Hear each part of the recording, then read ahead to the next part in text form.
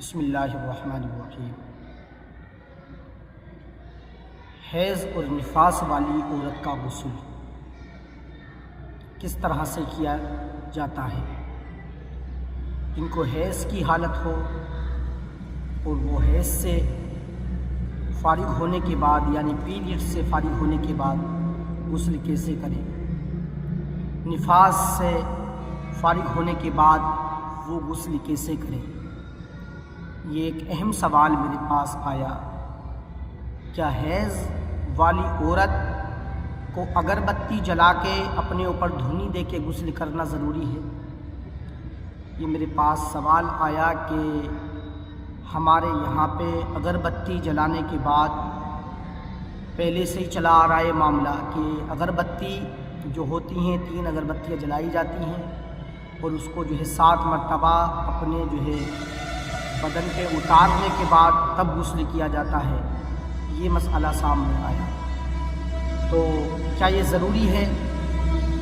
آج میں اس کی وضاحت کر دوں اور میں آپ کو بتا دوں کہ حیض والی عورت کے لیے اگربتی جلانا کتنا ضروری ہے یا نہیں ہے۔ کیا حیض والی عورت کا غسل الگ ہوتا ہے یا جو عام غسل ہے یہی ہوتا ہے؟ انشاءاللہ آج میں آپ کو پوری وضاحت کے ساتھ یہ بات بتاؤں گا، آپ غور سے سنیے گا۔ اس میں کئی چیزیں ہیں جس سے کیا آپ غلط فہمیوں سے دور ہو جائیں گے اللہ نے چاہا تو۔ اس سے پہلے آپ سے گزارش ہے دوستو، اگر آپ میرے یوٹیوب چینل پر نئے ہیں شادان رضا آفیشیل کو آپ سبسکرائب کریں اور ویڈیو کو اتنا شیئر کریں کہ ہر گھر میں یہ ویڈیو ہونی چاہیے، اور ساتھ میں لائک بھی کریں۔ دوستو، حیض والی عورت یا نفاس والی عورت غسل کیسے کرے، آج ہم آپ کو یہی بتائیں گے۔ غسل جنابت ہو، غسل حیض ہو، غسل نفاس ہو یا دوسری ناپاکیوں کا غسل ہو،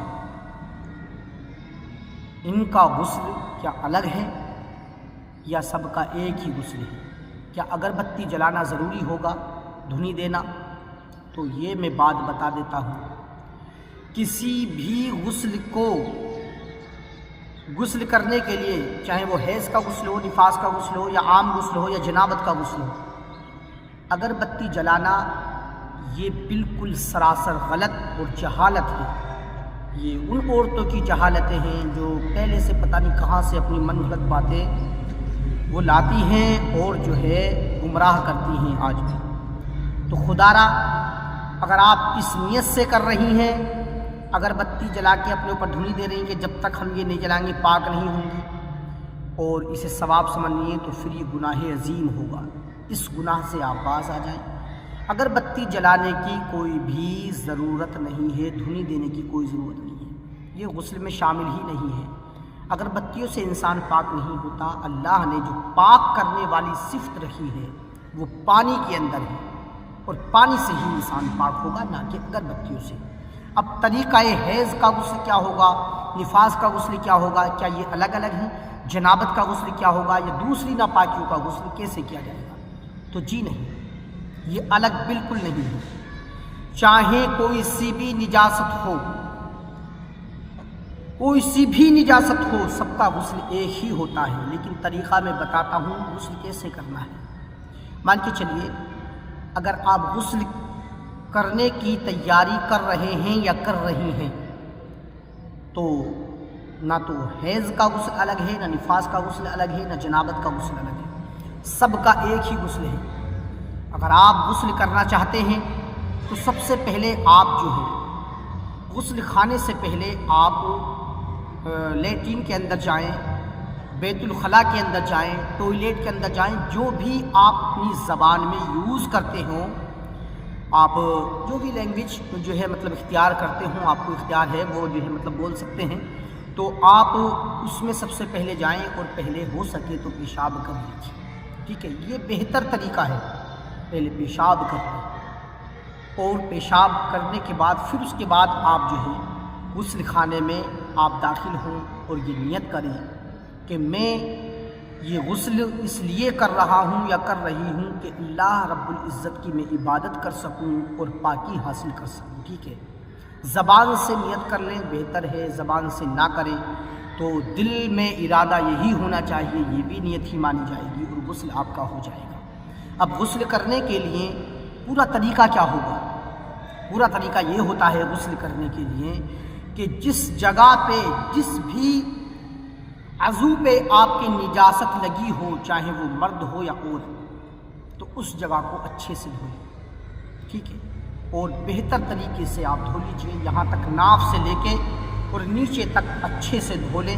ٹھیک ہے، یہ میں پہلے جو وضو کا طریقہ اور غسل کا طریقہ تھا اس میں بتا چکا ہوں، لیکن آج پھر میں دوبارہ اس کو ریپیٹ کر رہا ہوں. یہ میرے پاس سوال آیا تو میں آپ کو بتا رہا ہوں.